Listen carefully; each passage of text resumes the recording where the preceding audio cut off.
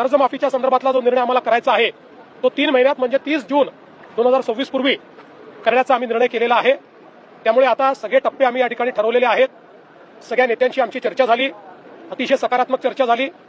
त्या चर्चेमध्ये त्यांनी देखील याला मान्यता दिलेली आहे।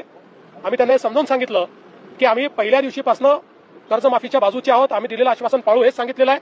पण आता लगेच शेतकऱ्यांना त्यांच्या खात्यात पैसे देणं गरजेचं आहे।